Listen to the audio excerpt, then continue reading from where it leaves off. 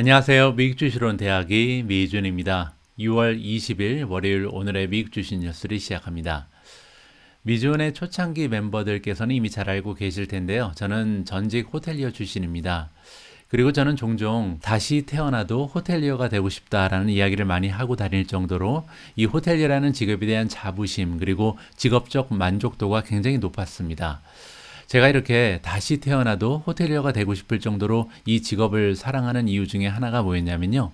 바로 가장 아래쪽에서 이 바닥에서 시작해서 시간과 그 에너지가 계속 축적된다면 결국 이 정상의 자리까지 올라갈 수 있는 커리어 디벨롭먼트의 기회 그리고 그 과정이 존재하는 직업이기 때문입니다. 저는 개인적으로요, 연봉 10억을 받다가 1억이나 더 받으면서 연봉 11억이 된 사람보다는요, 1년에 2천만 원도 되지 않는 연봉을 받았던 호텔의 웨이터 같은 출신이 이제 정말 열심히 일을 해서 과정을 계속 밟아나가면서 결국 호텔의 최정상인 호텔 총지배인이 되면서 연봉 역시도 억대 연봉으로 이렇게 올라가는 이런 과정을 경험하는 것이 훨씬 더 인생에 대한 보람 그리고 희열이 더 큰 그런 인생을 살 수 있다라고 믿고 있습니다. 그것 때문에 결국 저는 사실 이 22년이나 몸담았던 호텔계를 떠나서 유튜버라는 길을 선택하기도 했습니다. 왜냐하면 더 이상은 성장할 곳이 없다는 것이 굉장히 좀 서글프게 느껴졌거든요. 따라서 이렇게 구독자가 매일매일 성장하는 이런 기분을 느낄 수 있는, 따라서 이 유튜브의 채널이 성장함으로써 제 자신도 함께 다시 이 성장한다는 그런 느낌을 받을 수 있는 유튜버로 전업을 하게 됐다. 이렇게 설명을 드릴 수가 있습니다. 자, 그런데요, 제가 생각할 때는 주식 투자도 마찬가지인 것 같습니다. 지금 많은 분들께서 현재 마이너스 수익을 기록하고 계실 텐데요. 사실 이렇게 마이너스 수익을 보내다가 결국 이 시간이 흘러 결국은 마이너스가 플러스로 돌아가는 시점도 오게 될 거고요. 그리고 이제 플러스로 돌아선 다음에 10%, 20% 나의 성장률이 올라가는 것을 보면서 지금 이렇게 우리가 어려운 시기를 겪었기 때문에 불과 10%, 20%의 수익률만 가지고도 굉장히 좀 커다란 만족감과 행복감을 느낄 수 있지 않을까, 저는 개인적으로 그렇게 생각을 하거든요. 2020년 누구나 어떤 주식을 사도 주식이 20%, 30% 올라가던 때, 그때를 생각해 보면 정말 아무도 주식 투자에 대한 두려움도 없었고요. 주식 투자에 대한 스트레스도 없었고, 따라서 거기에서 반에서 나타나는 희열이라든지 만족감도 없었던 것으로 기억이 됩니다. 따라서 지금 우리가 굉장히 고통스러운 시간을 견디고 있지만 향후에 계속해서 장기적으로 이 주식 계좌를 지켜나간다면요, 결국 나의 구자가 계속해서 성장하는 모습을 보면서 나 역시도 성장하는구나, 내가 어려운 시기를 잘 견뎌내고 결국은 인내 끝에 좋은 결실을 맺는구나, 이렇게 커다란 만족감을 느끼는 날이 꼭 다가오리라고 생각을 합니다. 자, 이렇게 희망적인 마음 자세를 가지고 6월 20일 월요일 오늘의 미국 주식 뉴스 바로 시작합니다. 자, 오늘 준비된 기사를 함께 읽어보기 전에요, 지난주 금요일 날 미국 증시의 마감 시황부터 살펴보겠습니다. S&P 500이 0.22% 소폭 상승을 했고요. 다우존스는 조금 하락하면서 마무리가 됐습니다. 마이너스 0.13%. 나스닥이 가장 좋았는데요. 플러스 1.43% 상승했습니다. 러셀 2000은 거의 1% 정도 올라가면서 그래도 금요일 날은 잠시 반등하는 추세를 보여줬다. 이렇게 정리가 가능할 것 같고요. 자, 개별 종목의 퍼센티지 좀 살펴보면 오픈도어가 11.8%나 하루 만에 올라버렸고요. 차지 포인트 오래간만에 괜찮았습니다. 11.79% 플러스, 에디타스가 11% 상승했습니다. 그 뒤를 이어서 업스타트가 9.54%, 로블록스도 8.8% 올라갔고요. 크리스퍼가 8.29, 그리고 니오가 8.29% 플러스를 보였고요. 유니티 소프트웨어가 8.01, 팔란티어 7.43, 루시드도 6.95% 올라가면서 성장주 위주로 굉장히 좋은 추세가 여러 종목에서 발견이 됐다. 이렇게 정리를 해볼 수가 있을 것 같습니다. 자, 다음에는 메가테크 기업들의 수익률도 좀 살펴보겠는데요. 아마존의 오래간만에 가장 좋은 퍼센티지를 보여주면서 마감이 됐습니다. 2.49% 상승했고요. 엔비디아가 1.79%, 그리고 메타 플랫폼즈가 1.78, 테슬라 1.72, 넷플릭스 1.25, 애플 1.15, 구글 1.15, 마지막으로 마이크로소프트가 1.09% 상승하면서 전반적으로 모든 메가테크 기업이 플러스를 보이는 하루였다. 이렇게 정리가 가능합니다. 자, 아무쪼록 오늘 시작하는 이번 주 장에서도요, 계속해서 좋은 추세를 좀 지켜나갔으면 좋겠습니다. 참고로 월요일날 미국 증시는 닫습니다. 자, 오늘 방송은요, 조금 긍정적인 내용으로 희망차게 시작을 해볼까 합니다. 자, 이번 기사에는 론 바론이 등장을 합니다. 요 밑에 사진에 등장하는 이 투자자인데요. 아마 많은 분들께서 이제 얼굴만 보고 좀 인지하실 정도로 유명한 투자자죠. 테슬라에 몰빵을 해서 굉장히 엄청난 수익을 만들어낸 세계적인 투자자라고 볼 수가 있는데요. 자, 이분이 뭐라고 얘기하고 있냐면, 정말 once in a generation buying opportunity가 왔다라고 얘기합니다. 제너레이션은 이제 한 세대를 얘기하잖아요. 그래서 30년을 보통 얘기하거든요. 따라서 30년에 한 번 올까 말까 한 그런 기회가 찾아왔다. 따라서 지금 우리가 이런 기회를 잡아서 부자가 될 수 있다라고 희망적인 이야기를 투자자들한테 던져주고 있습니다. 자, 어떤 얘기인지 한번 자세히 들어봐야겠죠. 자, 론 바론이 믿고 있다. 뭐를 믿고 있냐면요. 자, 지금 투자자들이 어떤 기회를 맞이했냐면 once in a lifetime buying opportunity, 인생에 한두 번 올까 말까 한 그런 기회를 잡게 됐다. 그 이유는 당연히 최근 들어서 주식이 너무나 많이 빠졌잖아요. 그래서 리세션에 대한 공포감이 확산되면서 주식시장이 엄청나게 많이 하락 추세를 보였기 때문에 이 기회를 꼭 잡아야 된다. 이렇게 설명을 해주고 있습니다. 자, 에퀴티 벤치마크, 우리가 보통 S&P 500이라고 부르는 거죠. S&P 500이 지금 24%나 올타임 하이, 1월 달에 정점에서 지금 24%나 빠진 상황입니다.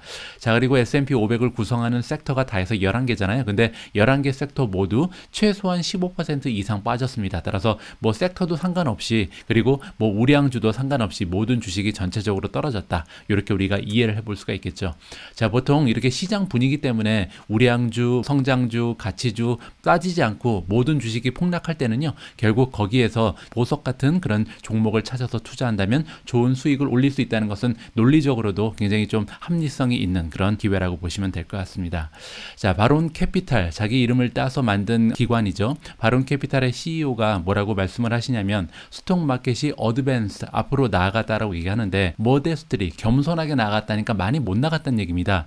지난 2 decades, 즉 20년 정도를 얘기하는 건데요. 지난 20년 동안 주식시장이 주가가 많이 오르지 못했다라고 얘기하는 겁니다. 이 관점은요, 어떻게 보면 많은 투자자들의 생각하고는 약간 다르죠. 왜냐하면 개중에는 주식시장의 전성기는 이제 갔다. 왜냐하면 지난 한 2, 30년 동안은 굉장히 많이 올랐지만 지금부터는 수익률이 예전같이 좋지는 못할 것이다라고 이야기하는 투자자들이 많이 있습니다. 자, 그런데 이 바론이란 분은 반대로 지금 얘기하는 거죠. 지난 20년 동안 생각보다 주가가 많이 올라가지 못했다라고 얘기합니다. 이분도 뭐뭐임에도 불구하고 지금 경제적인 확장은 굉장히 좀 눈에 띄었다. 그래서 엄청난 경제의 확장을 이루었는데도 불구하고 그 안에 있었던 주식들의 주가는 생각보다 많이 올라가지 못했다라고 얘기하죠. 자, 그리고 지난 20년 동안 이렇게 경제가 크게 확장할 수 있었던 이유가 뭐냐면 굉장히 혁신적인 테크놀로지들이 많이 공헌을 했기 때문이다라고 얘기합니다. 자, 아들이 있나 봅니다. 우리 아들들하고 지난밤에 대화를 나눴다라고 얘기하는데요. 자, 그들한테 이제 어떤 얘기를 해줬는지를 우리 독자들한테 공유를 하고 있다. 이렇게 보시면 됩니다. 자, 이 두 아들들은 다 지금 바론이라는 사람이 이끌고 있는 이 기관에서 20년째 일을 하고 있다고 합니다. 따라서 좀 성인 아들들이죠. 자, 근데 이 아들들한테 뭐라고 얘기하는지 굉장히 궁금해지죠. 자, 우리가 함께 일하면서 여러 가지 과정을 겪었다. 뭐 전쟁도 많이 일어났었고, 닷컴 버블이 깨지기도 했고, 그리고 2008년, 2009년 글로벌 경제 위기도 겪었고, 그 이후에 코비드 바이러스, 그리고 코모디티 인플레이션, 지금 우리가 겪고 있는 원자재의 그 가격 상승을 얘기하는 거죠. 자, 이렇게 굉장히 다이나믹한 일들이 많이 발생을 했다. 그러면서 주식시장 역시 오르긴 올랐는데 굉장히 좀 겸손한 자세로 조금밖에 오르지 못했다라고 얘기하는 거죠. 자, 그리고 모덴 더블 한 22년 동안 2배 정도 오르고 말았다는 겁니다. 따라서 지금 바론이라는 투자자가 보기에는요, 경제가 커진 거에 비해서, 경제 규모가 이 테크놀로지의 영향으로 해서 엄청나게 확장한 거에 비해서는 주식이 생각보다 너무나 작게 올랐다. 따라서 지금부터 엄청난 확장을 보일 가능성이 있다라고 얘기를 해주는 겁니다. 자, 여기 나와 있는 것처럼 경제적인 성장에도 불구하고 경제의 성장이 어땠냐면요, 굉장히 중대한 성장, 그리고 가속화되는 성장이었다고 하죠. 자, 그리고 이 경제적인 성장은 아까 말씀드린 것처럼 테크놀로지, 즉 기술력의 발달로 인해서 원동력을 받았다라고 볼 수가 있고요. 또 한 가지 발달한 게 있는데 바로 생물학입니다. 이런 것들이 발달을 하면서 경제가 많이 커졌다라고 얘기하는 거죠.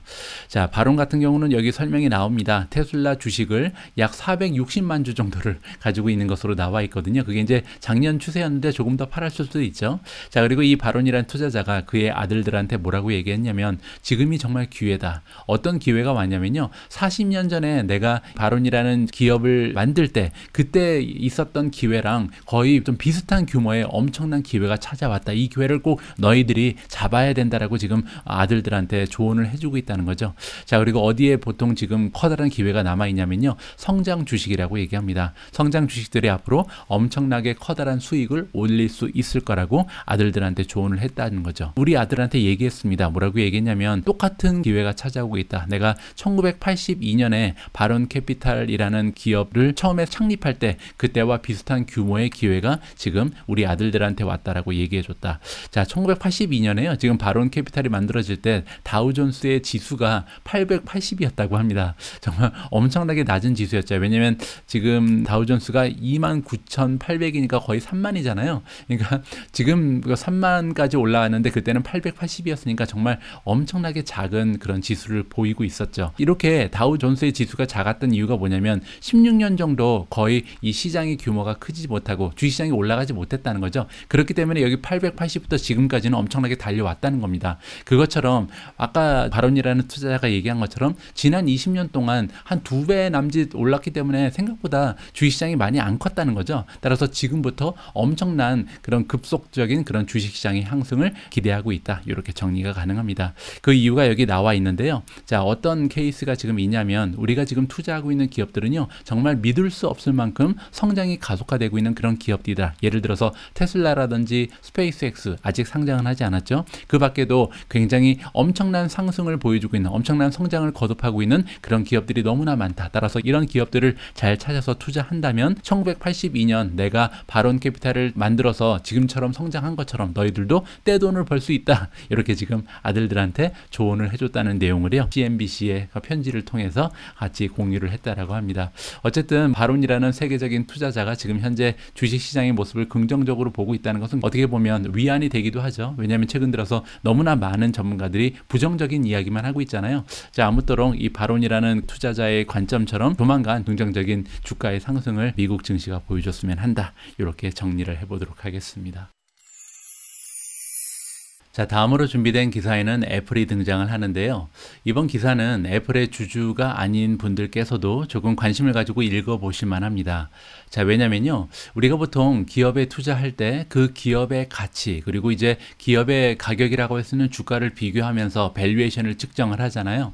예전에는요. 이 밸류에이션을 책정할 때 우리가 보통 관심을 가지고 있는 PE 레이시오 말고 PB 레이시오라는 것을 많이 좀 관심을 가졌습니다. PB 레이시오는 프라이스 투 북 레이시오라 그래서 기업이 가지고 있는 장부적인 가치 있잖아요. 이 장부 안에 있는 가치랑 실제 시가총액을 비교해서 어느 정도 시가총액이 좀 뻥튀기가 돼 있는지 뭐 이거를 측정하고 나서 이 기업은 얼마나 지금 저평가돼 있는지 고평가돼 있는지 이렇게 좀 측정을 한 적이 있었거든요.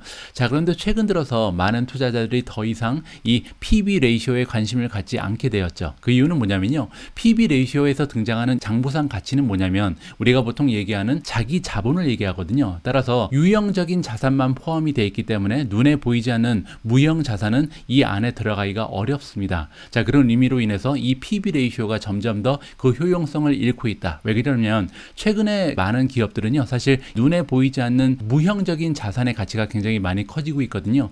그 기업 중에 하나가 바로 애플입니다. 자, 단편적인 예로 우리가 애플에 들어가서 밸류에이션 한번 클릭해 보시면 현재 애플이라는 기업의 우리가 밸류에이션을 측정할 때 PE 레이시오가 한 21배 정도 되는 것으로 나와 있잖아요. 이 얘기는 뭐냐면 1년에 만드는 어닝, 순이익에 비해서 시가총액이 21배 정도 올라가 있다. 뭐 이렇게 우리가 측정을 하죠. 그런데 밑으로 쭉 내려보시면요. 여기 PB 레이시오라는 게 있습니다. Price to Book 레이시오죠.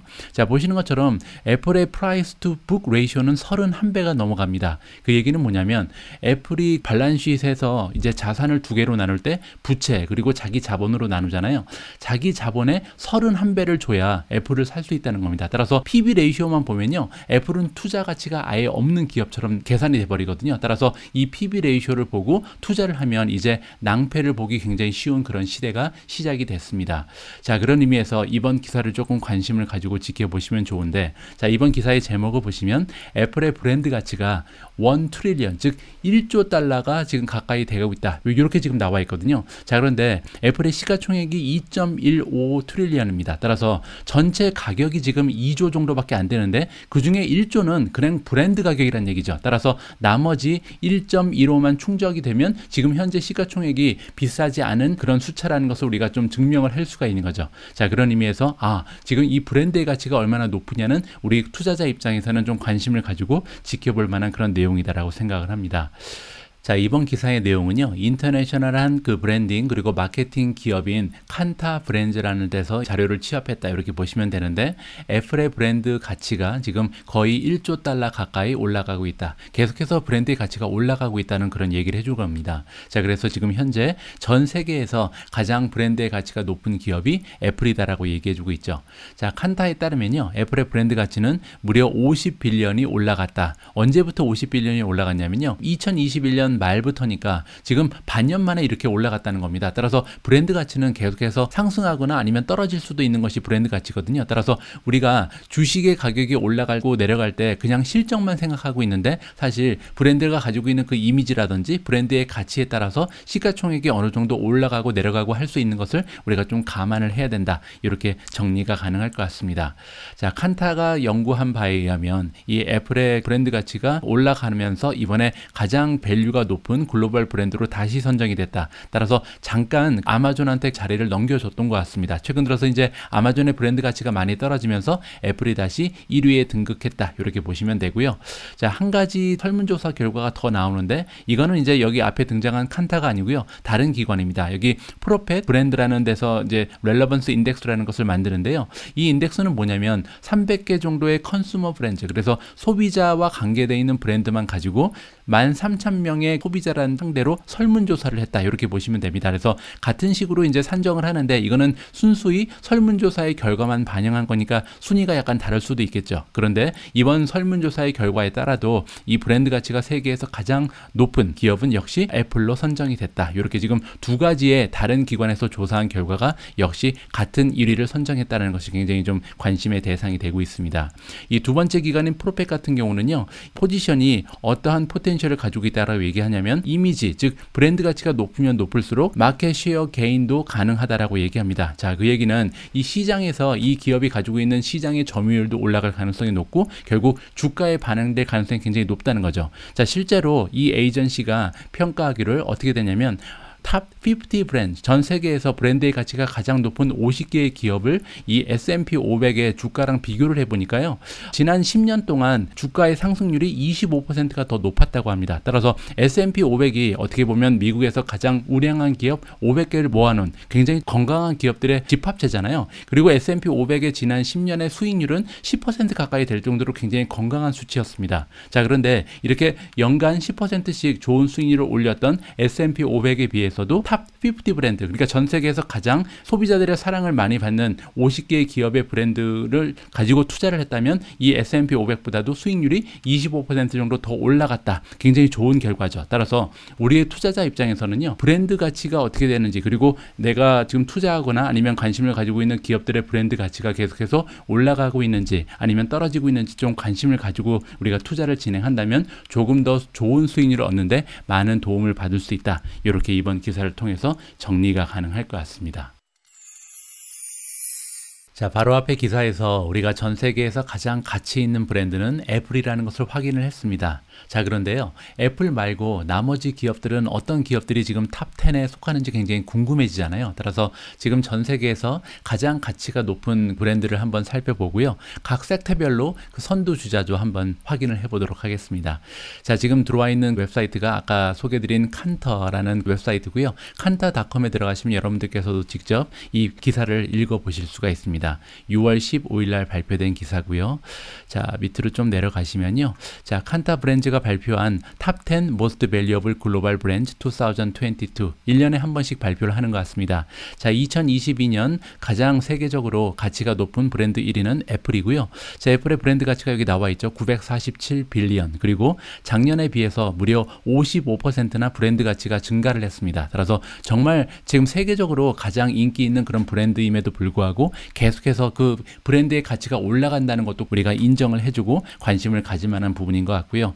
자, 전 세계 브랜드에서 두 번째로 가치가 높은 브랜드는 구글입니다. 구글의 브랜드는요, 무려 819 빌리언, 거의 뭐 애플에 비해서 손색이 없는 그런 가치를 지니고 있고요. 한 가지 굉장히 재미있는 부분은 뭐냐면 지금 작년에 비해서 구글의 브랜드 가치가 79%나 급등을 하고 있습니다. 따라서 만약에 이런 추세를 이어나갈 수만 있다면 2023년에 전 세계에서 가장 가치가 있는 브랜드가 구글로 바뀔 가능성까지도 우리가 생각해 볼 수가 있는 거겠죠. 자, 3위는 아마존입니다. 작년에 1위였는데 지금 3위로 떨어졌고요. 왜냐하면 브랜드의 밸류가 지금 거의 변화가 없다. 3% 올라가는데 그쳤거든요. 자, 4위는 마이크로소프트, 무려 49%나 브랜드의 가치가 올라가고 있는 기업입니다. 5위는 텐센트인데 보시는 것처럼 11%나 브랜드의 가치가 오히려 하락을 했고요. 6위는 맥도날드, 27% 브랜드 가치가 올라가고 있습니다. 자, 비자는 브랜드 가치에는 변화가 없음에도 불구하고 7위를 차지했고요. 8위는 페이스북, 마이너스 18%. 뭐 지금 주가가 이렇게 떨어진 거랑 나란히 가고 있다. 이렇게 우리가 확인해 볼 수가 있겠죠. 자, 9위는 알리바바, 마이너스 14%고요. 마지막 10위에는 루이비통이 나옵니다. 루이비통의 브랜드 가치는 무려 64%나 작년 대비해서 향상하는 모습을 보이고 있다. 자, 이렇게 10개의 기업이요, 지금 현재 전 세계에서 브랜드의 가치만으로도 엄청난 가치를 창출하고 있는 그런 기업이다. 이렇게 우리가 인정을 해주면 좋을 것 같습니다. 자, 밑으로 조금 내려가니까요, 테슬라에 대한 얘기가 잠깐 나옵니다. 자, 테슬라가 one of this year's biggest success story다. 그래서 올해 들어서 가장 성공스러운 모습을 보여준 기업들 중에 하나가 테슬라라고 얘기를 하거든요. 그 얘기가 뭐냐면 지금 29위에 마크가 돼 있는데 작년에는 47위였답니다. 따라서 47위에서 29위로 껑충 뛰어 올랐잖아요. 따라서 이런 추세로 나가다 보면 내년에는 탑 10 안에 들어올 수도 있는 그런 브랜드가 되겠구나. 굉장히 좀 우리가 기대감을 가지고 지켜볼 수가 있는 거겠죠. 루이비통 같은 경우는 첫 번째 럭셔리 브랜드다. 따라서 지금까지 전 세계에서 최고로 가치가 있는 브랜드에 럭셔리 브랜드가 들어간 것은 처음이다. 이렇게 우리가 살펴볼 수가 있을 것 같습니다. 자, 밑으로 조금만 더 내려오니까요, 지금 섹터별 리더가 나옵니다. 따라서 2022년 현재 전 세계 최고의 브랜드 각 섹터별로 한번 살펴보면요, 일단 술을 판매하고 있는 알코올 관련된 기업들 중에서는 마우타이가 1위입니다. 중국의 술을 좋아하시는 분들은 모르시는 분들이 없을 정도로 굉장히 좀 전통적인 1000년이 넘었다고 하죠, 브랜드가 만들어진 지. 두 번째가 의류는 나이키가 1위고요. 나이키의 가치를 보니까 109 빌리언 정도가 되고 작년에 비해서 31%나 브랜드의 가치가 올라가고 있습니다. 참 대단하죠. 나이키라는 브랜드가 나온 지가 뭐 40년도 더 된 것 같은데 계속해서 브랜드의 가치가 올라가고 있다는 점을 우리가 인정을 해줘야 될 것 같습니다. 그 다음은 이제 뱅크, 은행 쪽의 브랜드를 보니까 웰스파고가 가장 가치가 높은 그런 브랜드로 선정이 됐고요. 작년 대비해서 54%나 브랜드의 가치가 상승했습니다.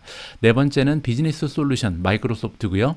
49% 브랜드 이미지 올라가고 있고요. 테슬라가 자동차 부분에서는 1위를 차지했습니다. 지금 테슬라의 브랜드 가치를 보니까 75.9 빌리언, 76 빌리언 정도 되는 거죠. 따라서 지금 테슬라의 시가총액을 감안했을 때 76 빌리언이 브랜드 가치에서 온다는 것은 굉장히 좀 커다란 포션을 차지한다. 그리고 한 가지 굉장히 고무적인 부분은 테슬라의 브랜드 가치는요, 작년 대비해서 무려 78%나 급등했습니다. 따라서 이러한 추세가 계속해서 향상된다면 테슬라는요, 브랜드 가치만 해도 무지막지한 그런 기업으로 탄생이 되겠다. 이렇게 기대할 수가 있는 거죠.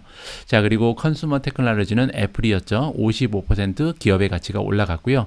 패스트푸드는 맥도날드입니다. 27%, 푸드앤베브리지는 코카콜라가 1위를 차지했고 12% 정도 오히려 브랜드의 가치가 더 올라갔습니다. 이 부분도 굉장하죠. 자, 럭셔리 루이비통 64%, 미디어 앤 엔터테인먼트는 구글이고요. 퍼스널 케어가 오레얼입니다. 24%, 리테일이 아마존, 그리고 텔레콤 같은 경우는 버라이전이 차지를 했습니다. 자, 여기서 참고하실 점은요, 아마존 같은 경우는 이 밸류에 리테일 비즈니스만 들어가 있다. 따라서 이커머스의 밸류만 여기 써 있다라고 생각하시면 되고요. 그리고 밑에 내려와서 미디어랑 엔터테인먼트에 구글도 마찬가지라고 합니다. 브랜드의 가치를 측정할 때는요, 구글이 가지고 있는 서비스 프로덕트만 지금 넣어놨고, 구글 클라우드 위에도 마찬가지죠. 아마존 같은 경우도 클라우드 비즈니스는 브랜드의 이미지에 포함이 되지 않았다. 이렇게 정리가 가능할 것 같습니다. 자, 앞에서 말씀드린 것처럼 이렇게 브랜드 이미지의 가치를 우리가 생각해 보면 테크 주식들의 시가총액이 어느 정도 좀 멀티플이 높다고 해도 인정을 해줄 수 있는 그런 부분이 발견이 되잖아요. 따라서 앞으로 우리가 투자자 입장에서 내가 투자하고 있는 기업들의 주가라든지 아니면 시가총액을 평가할 때, 밸류에이션을 평가할 때 보이지 않는 이 무형적인 자산인 브랜드의 가치도 좀 인정을 하고 감안을 하는 것이 굉장히 좀 좋겠다라고 생각을 해봤습니다. 자, 다음으로 준비된 기사에는 메타 플랫폼즈가 등장을 합니다. 이번 기사의 제목을 보시면요, 메타 플랫폼즈가 런칭을 한다. 스토어는 이제 온라인 스토어를 얘기하겠죠. 자, 이 스토어를 통해서 판매하는 것은요, 디지털 클로딩이니까 디지털 의류라고 보시면 됩니다. 자, 의류 산업에 진출을 하는데 메타버스 안에서 디지털로 된 옷을 판매하는구나 라고 보시면 되겠죠. 자, 밑에 사진이 하나 있는데요. 이 사진에서 우리가 다가오는 미래의 모습을 좀 짐작을 해볼 수가 있을 것 같습니다. 앞으로 메타버스라는 세상이 점점 좀 확대가 되고 많은 사람들이 이 메타버스 안에서 활동을 하게 되면 아무래도 나와 똑같이 닮은 아바타를 만들고 싶어질 거고, 그러면 이 아바타가 내가 좋아하는 스타일대로 좀 하고 다니기를 원하게 되잖아요. 그러면 내가 평소에 좋아하는 옷들, 내가 평소에 좋아하는 가방이라든지 신발 같은 거를 신기고 싶은 그런 욕구가 발생을 하겠죠. 이 그림을 보면서 그러한 미래를 한번 우리가 상상해 볼 수가 있는 것 같고요. 자, 페이스북의 모 회사인 메타 플랫폼즈가 만들고 있다. 다음 단계의 메타버스 커머스를 만들고 있다. 커머스는 이제 리테일 샵이라고 보시면 되고요. 그래서 이제 스토어를 이번에 런칭을 하는데 이 스토어를 통해서 디자이너 디지털 클로딩, 그래서 그냥 그 디지털 의류가 아니고요, 디자이너 브랜드가 들어온다라고 보시면 됩니다. 그래서 버추얼 아바타들을 상대로 한 이런 디지털 브랜드가 드디어 들어오는구나, 입점을 하는구나, 이렇게 볼 수가 있는 거죠.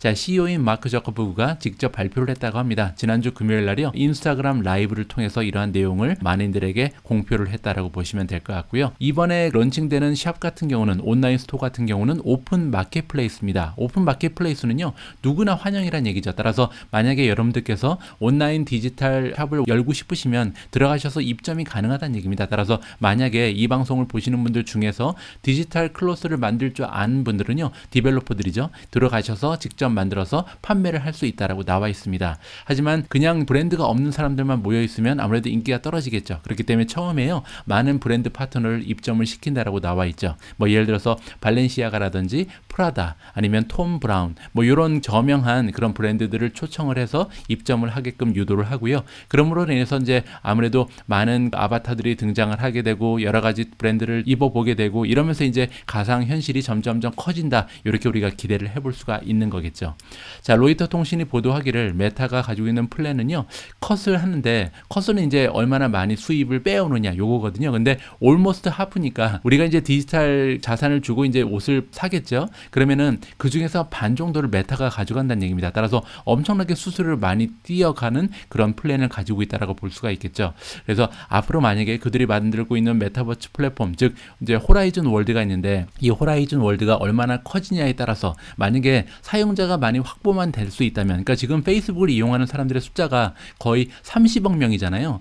전 세계 인구의 약 35% 이상이 사용하는 그런 플랫폼이 페이스북입니다. 따라서 이 페이스북이 만약에 호라이즌 월드랑 연계만 될 수 있다면, 따라서 페이스북에서 이미 멤버로 활동하고 있는 30억 명이라는 엄청난 사람들이 호라이즌으로 전향만 될 수 있다면, 그러면 이 안에서 자기가 닮은 아바타를 만들고 아바타를 좀 예쁘게 가꾸기 위해서 옷도 사고 여러 가지 시도를 많이 하겠죠. 그러한 생각을 할 때, 아, 메타의 미래가 정말 여기에 달려 있구나, 페이스북의 유저들을 어떻게 하면 호라이즌으로 옮길 수 있는가, 이 부분에 우리가 좀 관심을 가지면서 지켜보면 좋을 것 같습니다.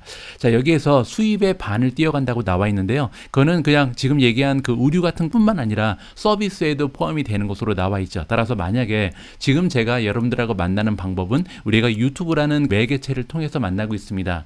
제가 여러분의 목소리나 여러분의 모습을 볼 수는 없죠. 여러분들만 저의 영상을 보고 계시잖아요. 저의 목소리도 마찬가지고요.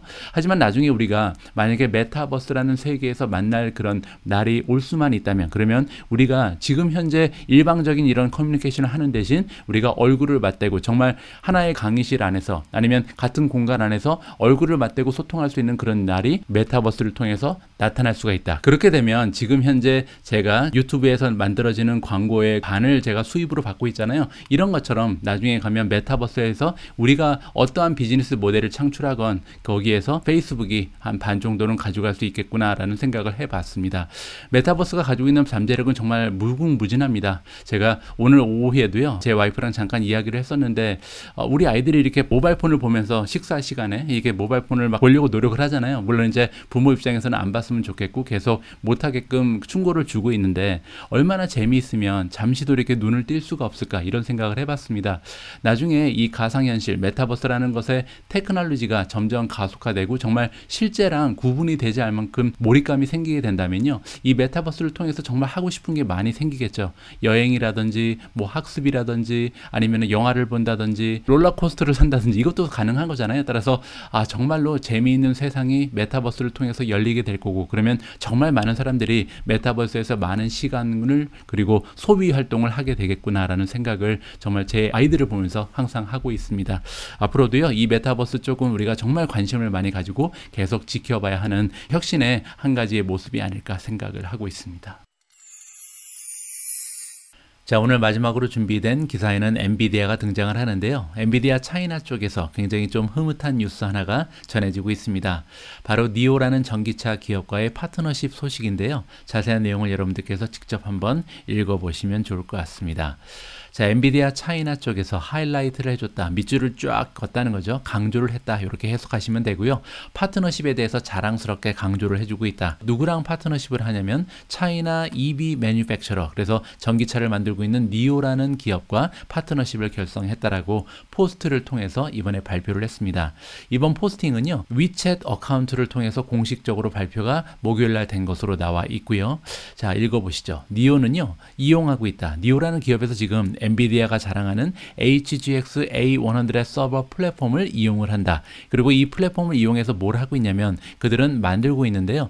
컴프레hensive 데이터 센터 인프라스트럭처니까 굉장히 포괄적인 모든 것이 종합적으로 들어있는 데이터 센터 인프라를 구축하고 있다라고 나와 있습니다.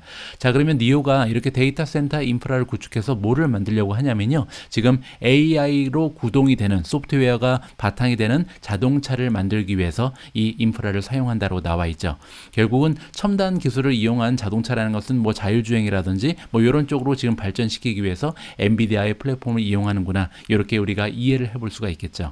자, 이번 포스트에서요, 또한 뭐라고 주장을 하고 있냐면 니오는 최근 들어서 계속 런칭을 했는데 여러 가지 자동차의 브랜드를 런칭을 했다는 거죠. 자, 어떠한 차종이 있었냐면요, ET7이라는 것은 이미 발표가 된 플래그십이거든요. 따라서 니오가 가장 자랑스럽게 생각하는 ET7 역시도 이 엔비디아의 플랫폼을 이용을 해서 만든 그런 차종 중에 하나라고 발표를 했다는 거죠. 그래서 이번에 이 인프라를 구축해서 굉장히 다양한 차종을 니오가 만들고 있는데 이 니오가 만들고 있는 차량이 다 이 엔비디아의 칩과 상관이 있구나, 요거를 우리가 이해를 해볼 수가 있는 거죠. 자, ET5라고요, 새롭게 지금 만들고 있는 모델이 있는데 이거 역시도 2022년 9월 달에 드디어 이제 출시가 될 예정에 있는데 이거 역시도 엔비디아의 플랫폼이 바탕이 된 데이터 센터 인프라를 바탕으로 만들어졌다, 이렇게 이해가 가능합니다. 자, 바이 룰리아라는 사람이 있는데요. 이 사람은 니오의 AI 플랫폼의 장이라고 합니다. 자, 그리고 이분이 뭐라고 얘기했냐면 엔비디아가 가지고 있는 하이 퍼포먼스 컴퓨팅 솔루션, 즉 아까 얘기한 플랫폼을 얘기하겠죠. 이것이 니오의 게스 페달이다. 게스 페달이 뭐냐면요, 페달을 박는다 그러잖아요. 가속을 하기 위해서 밟아서 쭉 나가는 걸 얘기하는데 이 니오가 앞으로 오토노머스 드라이빙, 즉 자율주행 쪽으로 나아가기 위한 하나의 동력이 되는 것이 엔비디아가 제공하고 있는 플랫폼이다라고 얘기를 해주고 있습니다.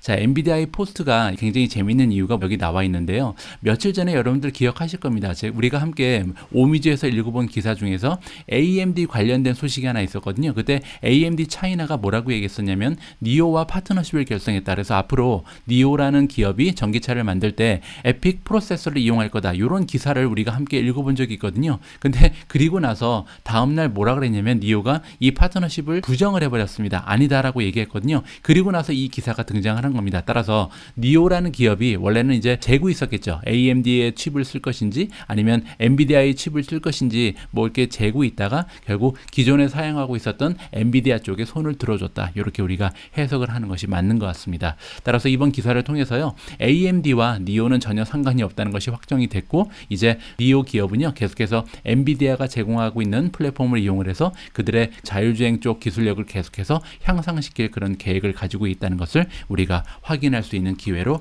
활용하면 좋을 것 같습니다.